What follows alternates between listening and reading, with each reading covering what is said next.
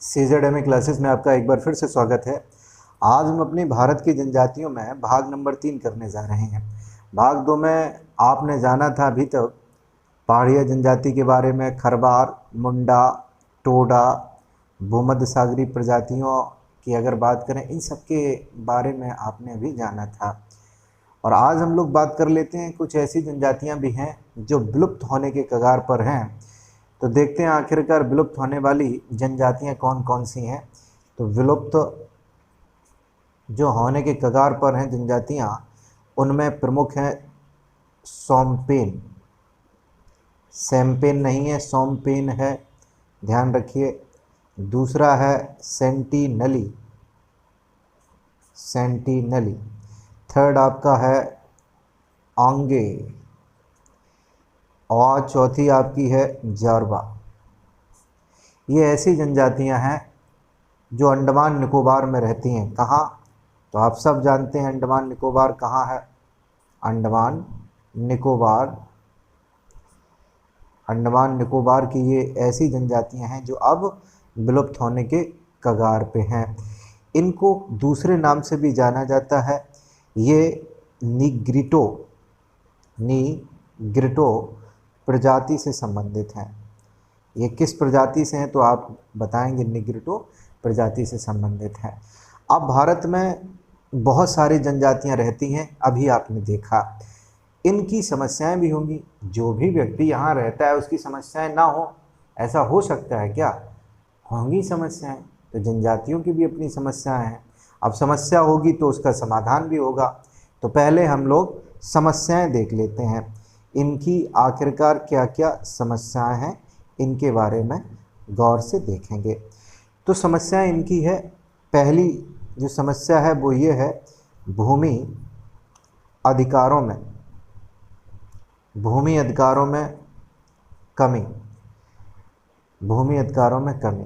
पहले आप जानते हैं अपने देश में कोई इतनी रोका टोकी नहीं होती थी, कहीं भी नहीं होती थी। जंगल के इलाके में जब जनजातियां रहती थी, जहां वो चाहें वहां अपना बसेरा बना लेते थे, और जहां भी वो खेती करना चाहें वो खेती कर सकते थे आसानी से। लेकिन अब ऐसा नहीं है। अब तो आप जानते हैं कि लोगों को हटा दिया जाता है, बाद में बताया जाता है कारण क्या है। ये सब बातें अब के दौर में प्रचलित हैं। पट्टा होता है, वसीयत होती है, बैनामा होता है, उनसे ये लोग जनजातियां जो हैं परिचित नहीं होती हैं। उनको मूलभूत जानकारी होती नहीं है। उनके परिवार में, उनके कुनबे में जो भी व्यवस्था चलती आई है वही चलती चली जाती है। उनको इन सब बातों की जानकारी नहीं होती है। जब जानकारी बढ़ रही है तो ऐसा देखा गया कि उनके अधिकारों में कमी आई। भूमि जो वो जहाँ चाहते थे वहाँ ले लेते थे, ऐसा अब नहीं कर पा रहे हैं। ये कब हुआ? तो अंग्रेज़ों के आगमन के बाद ऐसी व्यवस्था हुई। अंग्रेज़ों के आगमन से पहले वो जहाँ चाहे तहाँ अपने रह सकते थे और उस भूमि पर अपना अधिकार कर सकते थे। लेकिन अंग्रेज़ों के आने के बाद ऐसा अधिकार उनका धीमे धीमे छिनता जा रहा है। अब पहला आपने जाना भूमि अधिकारों में कमी।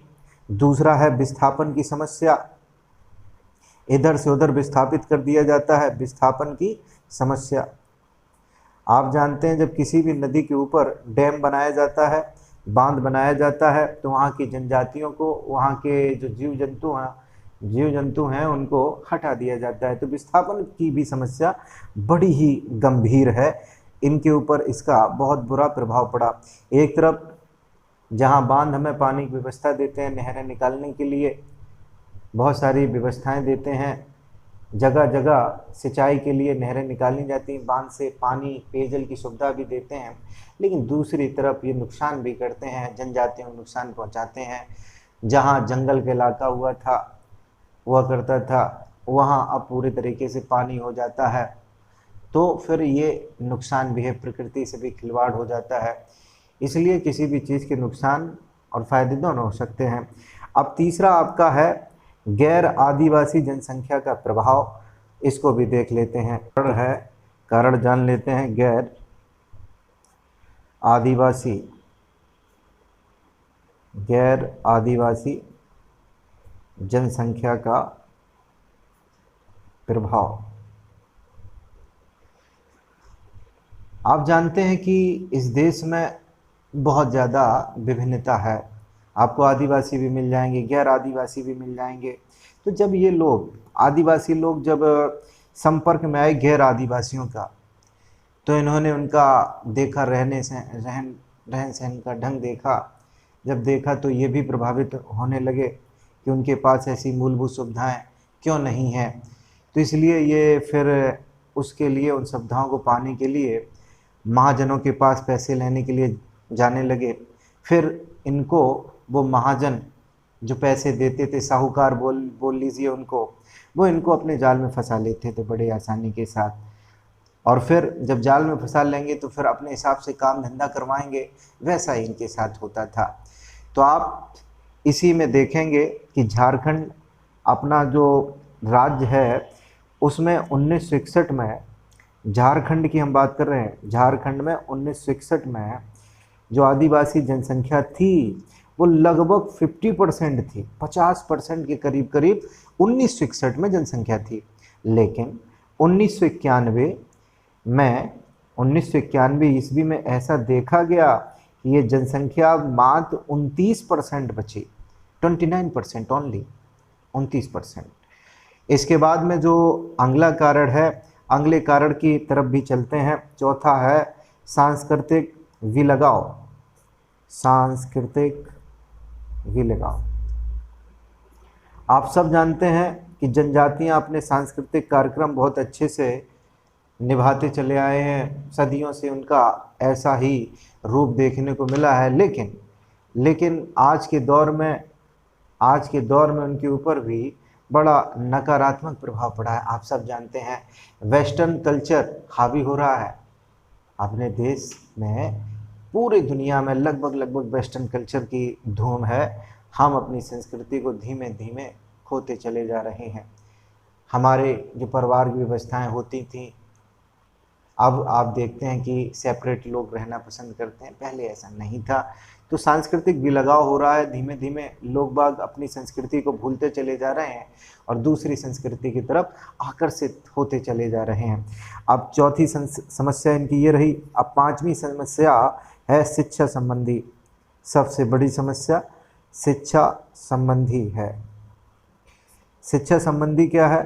तो इनको मूल रूप से, सही रूप से शिक्षा नहीं मिल पाती है। जब नहीं मिल पाएगी शिक्षा तो ये निरक्षर होते हैं, तो ये अपने विकास में बड़ा अवरोध पैदा कर लेते हैं। कारण ये है, बिना शिक्षा के विकास कर पाना संभव नहीं है।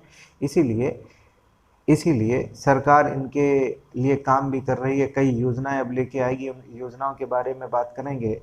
ये इनकी समस्याएं रहीं जनजातियों की। अब समाधान की तरफ चलते हैं।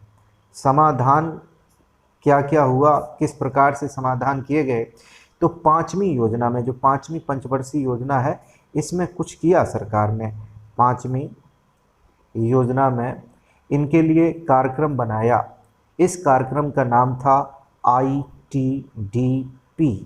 ITDP का मतलब क्या है, इसको जान लेते हैं। तो इसका मतलब है I फॉर इंटीग्रेटेड, और T फॉर क्या है? तो ट्राइबल। D फॉर क्या है? तो डेवलपमेंट।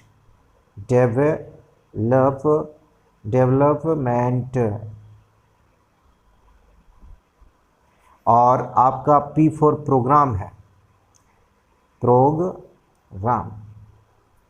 ये प्रोग्राम हो गया ITDP, integrated tribal development programme. Hindi इसकी क्या होती है? तो हिंदी जान लेते हैं, समेकित जनजातीय विकास कार्यक्रम।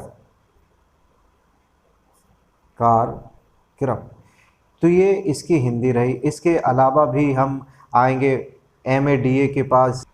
तो समेकित जनजाति विकास कार्यक्रम के तहत कितनी योजनाएं चल रही? तो 193 योजनाएं अभी चल रही हैं। इसमें है क्या, इससे कितने लोग लाभान्वित हुए? तो 50% जनसंख्या इससे लाभान्वित है लगभग। ये कहाँ चलती हैं? तो ये आपके जिला व विकास प्रखंडों में चल रही हैं, विकास प्रखंडों में ये चल रही हैं योजनाएं अभी। अब इसके बाद में एक और अभिकरण आएगा, इसका नाम है माडा, MADA।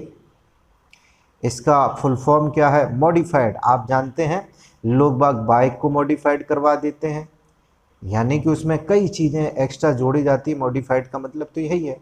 Modified area, A4 area, और D4 आप जान गए डेवलपमेंट, डेवलपमेंट। A4 आपका एजेंसी, एजेंसी, ये रहा। अब मॉडिफाइड का मतलब क्या होता है? संशोधित, कुछ नई चीज़ों का आना, तो इसकी हिंदी हो जाएगी संशोधित,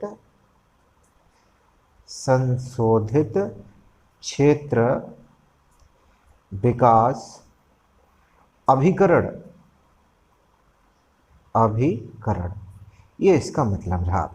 अब इसके अंदर क्या है? इसके अंदर क्या है? तो इसके अंतर्गत अब 193 योजनाओं की जगह 249 परियोजनाएं चल रही हैं। अब ये कहाँ चलती हैं? तो ये भी जान लीजिए। ऐसे क्षेत्रों में चलती हैं जहां 10,000 अधिकतम जनसंख्या हो तथा 50% उस क्षेत्र में 50% सिर्फ और सिर्फ जनजातियां रहती हों, ऐसे क्षेत्रों में मॉडिफाइड एरिया डेवलपमेंट एजेंसी काम करती है। 249 परियोजनाएं अभी चल रही हैं। और पहले वाले में आपने देखा था किसमें? ITDP में, इंटीग्रेटेड ट्राइबल डेवलपमेंट प्रोग्राम में आपने देखा था कि योजनाएं चल रही थी 193, और इसमें भी कहा गया था 50% होना चाहिए। 50% जिला एवं कहाँ? विकास प्रखंडों पे ये चल रही हैं। अब इसके बाद में और भी चीज़ें आएंगी, उनको हम लोग जान लेंगे। आदिम जनजाति समूह के बारे में अब जानेंगे। अब हम लोग जान लेते हैं आदिम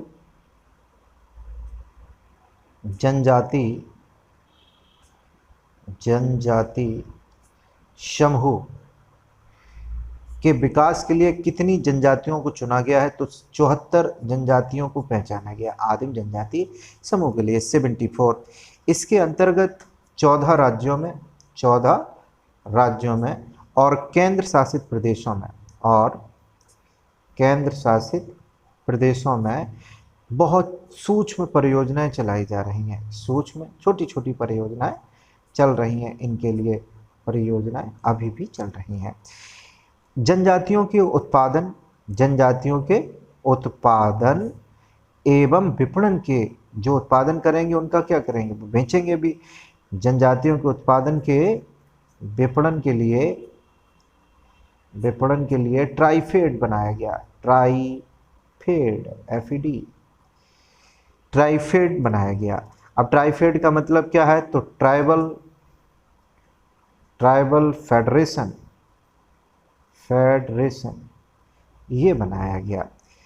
अब इसके बाद में हम लोग और बहुत सारी चीज़ों को जानेंगे। वन बंधु कल्याण योजना को भी जान लेंगे। आखिरकार इस योजना में क्या कहा है?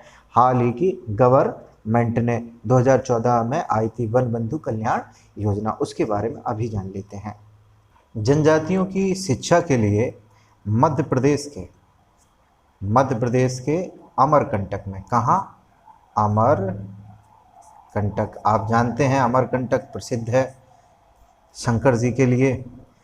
MP के अमरकंटक में एक विश्वविद्यालय खोला गया। इसका नाम क्या है? इसका नाम है इंदिरा गांधी राष्ट्रीय जनजातीय विश्वविद्यालय खोला गया। इनकी शिक्षा को बढ़ावा दिया जा सके, इसके उद्देश्य से ये विद्यालय खोला गया। अब इसके बाद में सीधे चलते हैं। बहुत बड़ी योजना है, अच्छी योजनाएं तो सभी अच्छी होती हैं, लेकिन धरातल पर कितनी काम कर पाती योजना, ये महत्वपूर्ण है। वन बंधु कल्याण योजना की तरफ चलते हैं। वन बंधु कल्याण योजना, क्या बताया गया है इस योजना में, क्या महत्वपूर्ण है, जान लेते हैं। सबसे पहले ये जानते हैं इस योजना को किसने स्टार्ट किया और कब स्टार्ट किया। तो इस योजना को केंद्रीय केंद्रीय जनजातीय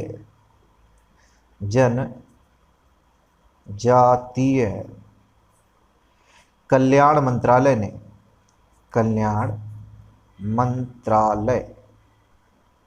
कल्याण मंत्रालय ने क्या किया, इसको लागू कब किया, 28 अक्टूबर 2014 को आरंभ किया, शुरुआत कर दी। इसका उद्देश्य क्या है, तो उद्देश्य की तरफ हम लोग चलते हैं।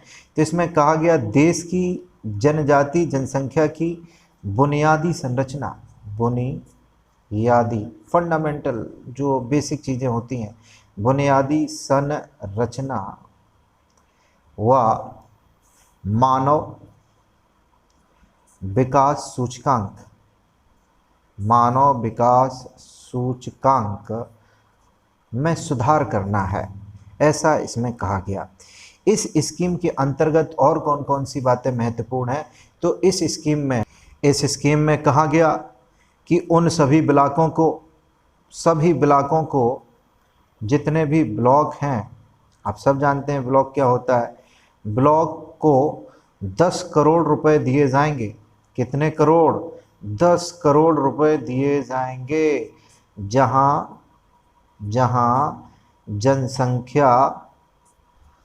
जनजातियों की जनसंख्या 33% से अधिक है। 33% से कैसी है, अधिक है। जहां 33% से अधिक जनसंख्या है उस ब्लॉक में 10 करोड़ रुपए दिए जाएंगे इनकी बुनियादी संरचना एवं मानव विकास सूचकांक में सुधार करने के लिए। इस